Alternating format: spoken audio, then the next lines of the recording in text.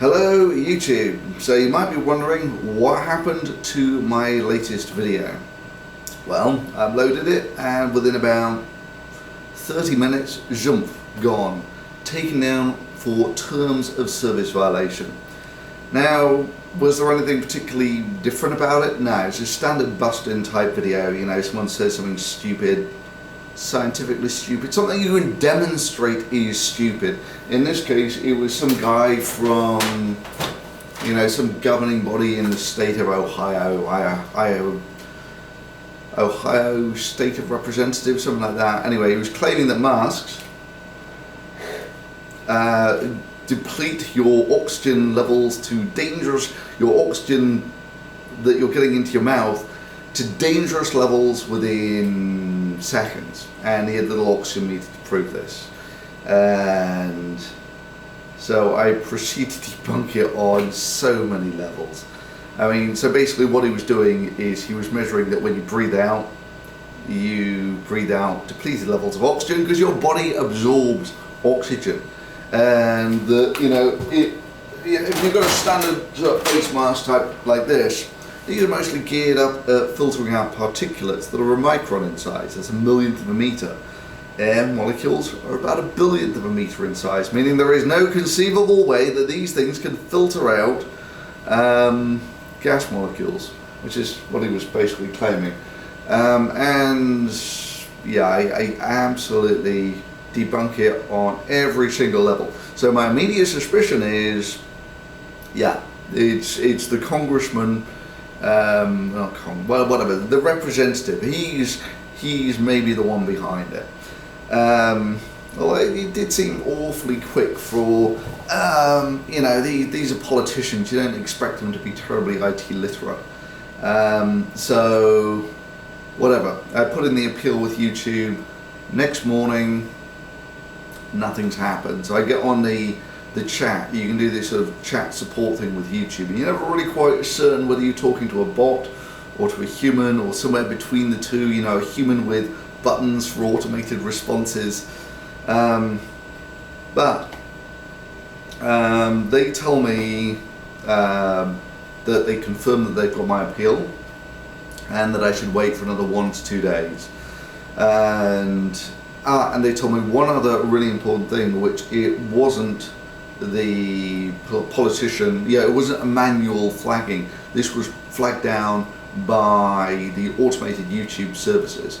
So the politician guy, he's kind of off the hook on this one, which is fine. I'm fine with that.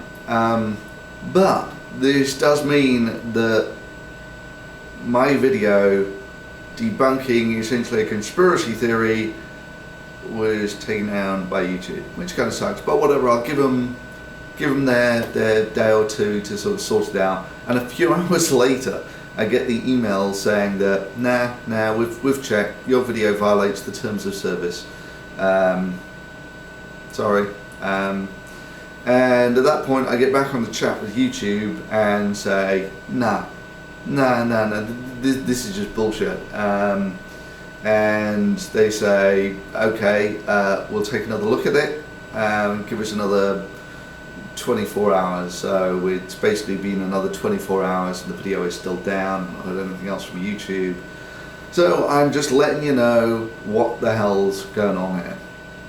Now, you know, deep down what I suspect has happened is recently in the news there's been this thing where Facebook, yeah, they were getting a lot of advertisers were getting cold feet because they were promoting things, yeah, just batshit crazy stuff.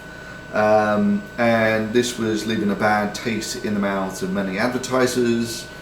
And I think YouTube could sort of see the way that this was going, so they decided to sort of tighten up what their AI would flag down.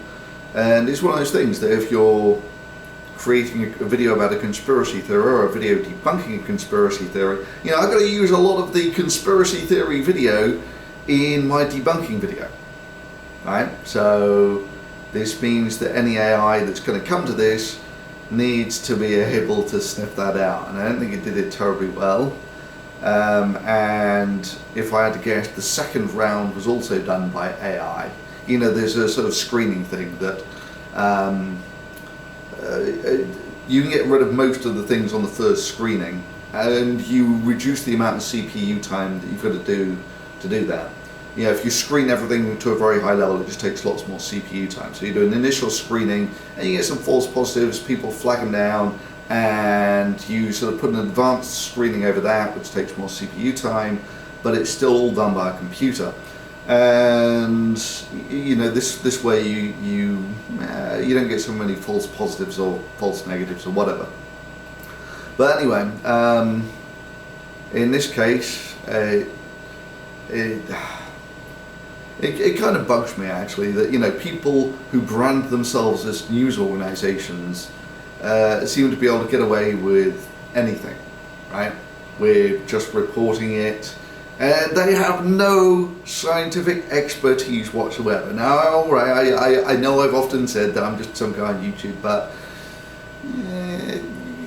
not really true. There aren't many. This here is the mass spectrometer I was using for the debunking this senators thing. Fairly expensive piece of kit. There aren't many people on YouTube who have one of these things. So it's kind of annoying that I get flagged down whilst they get away with almost anything. Now, and you might argue that but your expertise is in different fields, and this is kind of stuff that annoys me. If you can actually analyse a situation, you can analyse a situation. There are certain things that require niche knowledge. This certainly isn't one of them. This is gas analysis.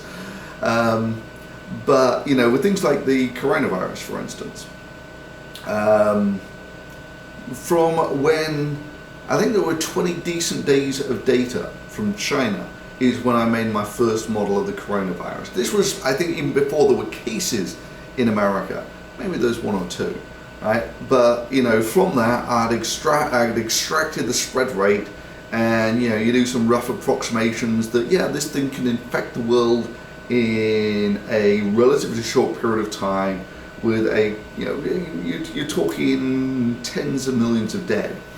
In other words, from very early on, the models I was getting of the coronavirus weren't actually that bad. In that when you eventually got outbreaks in Italy, I made some fairly decent predictions about that for America as well. And on my, they're incredibly crude models that you've got a raw exponent and a decrease in the exponent. It's two numbers, right? It's not terribly sophisticated, but gives fairly decent results. And so on my other channel, Voice of Thunder, I was doing these sort of daily updates. They're now down to sort of weekly updates. Looking at how these models progress, how they hold up, which ones are doing well, which ones aren't, things that make sense, things that don't. So with that, you don't really even need to know anything about the details of an infectious disease to make models like that. It's two numbers. It's an exponent and a decrease in an exponent. And in fact, I got kind of interested in a lot of this infectious disease stuff. Just from viruses occupy this weird place where they're almost as much governed just by simple physical chemistry, its reaction rates and stuff like that. They're asking these really fundamental questions to which I couldn't find any answers, really even in the scientific literature or elsewhere. If I ask you the question, if I get infected with the coronavirus, how many virus particles do I produce? How many virus particles does your typical infected person produce? And of those, how many do they actually excrete? Right? So, they're just ballpark numbers would be good enough. Plus or minus a factor of 10 or 100 or something. And I couldn't find anything online about this. So you start doing the rough calculations. Well, it infects the surface area of my lungs. I know roughly what that is. I can make some estimates as to how many virus particles that would produce. That gives you an upper limit for how many virus particles you can produce. and you can get a sort of lower limit that it's, I don't know, maybe 1% of your cells are infected and that sort of thing. And then you make estimates as to how many of these you can cough out. And yeah, this gives you some sort of ballpark feel as to where you might be with these diseases. And the reason, of course, these aren't well established numbers is virus particles are almost impossible to detect. You can see them under electron microscopes, but those require so much effort that as a detection method it's almost useless. So virtually all the detection methods involve PCR. You basically breed up you get some of the RNA from the virus and you amplify it biochemically and you detect it like that. So viruses are very difficult to detect. It's very difficult to work out the real life cycle of the virus because the viruses are so hard to detect. And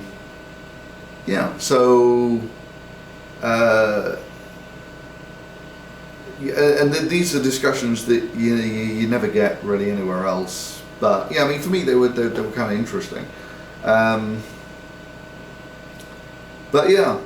So I'm not an expert on infectious diseases, but for a lot of what we're dealing with here is even a simple knowledge is probably better than what you get on the news. I mean, I take a look at what you get on the news and all they'll do is they'll report daily cases, which is almost useless. You want to know rates and that sort of thing. Anyway, so it kind of irks me that I mean, even if this was just on the coronavirus, you take a look at the predictions that I made, they've actually been pretty decent across the board.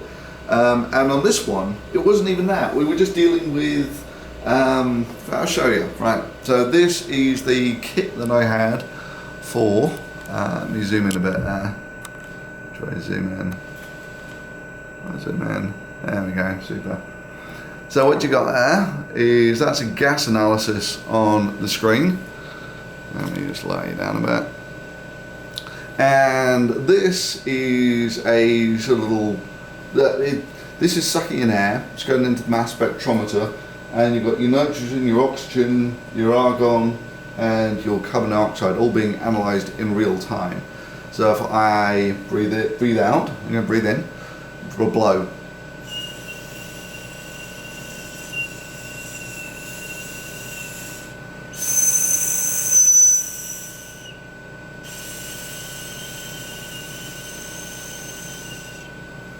So from this, you see that when I breathe out, there's a huge spike in the carbon dioxide, which also corresponds to a depletion in the oxygen. Then when I breathe in, it basically goes down to fresh air again. So there was loads of stuff like that in my video that got taken down. And not just that, there was molecular dynamic simulations and all sorts. So I was actually pretty miffed that this thing got taken down, but so what am I going to do now? I'm not entirely certain. I'll probably give it another day or so. Hope it comes back. If not, I don't know, I'll try and modify the video somehow, upload it. Loads of people have suggested that I should put it on alternative websites, which is something I've given serious thought to, but takes time. But that's one of the things that, this video constitutes quite a lot of work all in, and just to be disappeared because an algorithm twitched, it's kind of annoying. But anyway,